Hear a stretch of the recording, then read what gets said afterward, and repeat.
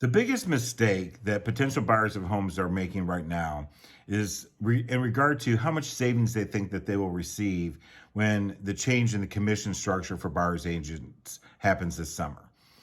And let's just talk about it. People think that when they're buying a home in the future that, oh, there won't be any more buyer's agents fees, and that 3% that would have been paid by the seller to the buyer's agent, I'm going to receive that as savings. So if I was going to buy a home for $400,000 before, the seller would have paid $3,000 or 3%, $12,000 to my agent, and now I'm going to get that $12,000. I want to tell you that's a ridiculous thought, because the seller believes, and rightfully so, that it's their expense that is being saved.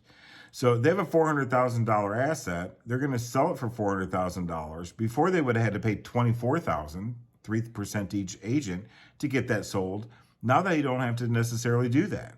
And if you think that they're going to take that $12,000 that would have been paid to a buyer's agent and just willfully give it to you so you have a $12,000 savings, is incorrect. They're not going to sell their asset at $388,000 just because of the change in the structure of how buyer's agents are going to be paid. They believe that it's their savings, the seller does. And again, I think rightfully so. It's not a savings to the buyer, it's a savings to the seller. And so now buyers have been put in a position to try and risk going through a transaction that they know very little about, without an expert to help them along the way, without someone to advise them and have a fiduciary responsibility to them in the transaction, and instead go it alone against an experienced agent who is only representing the seller for no additional benefit or for very little benefit. If the seller does decide to give up something, it's not going to be all $12,000. They might give up a couple $1,000 and sell the home at $398 instead of $400.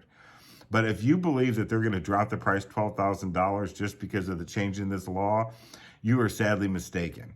And if you think I'm wrong, I want you to put yourself in the position of the seller, because all of you who are saying, oh, $12,000, that savings would be mine, I don't need you anyway. If you were the seller, you would never give up that $12,000. I know you and your kind of people, and you would never willfully do that because you would see it as your savings. And you would say, no, I'm not doing that. So I don't think that you're going to be getting more than you are going to be getting, and then give up the one person, the buyer's agent, who would be on your side and could guide you through the process. So just some things to think about. I'm interested to hear what you have to say. Comment below. Try to keep it as nice as possible if you can, but I do want to hear your comments. And then for more tips like these, like and follow.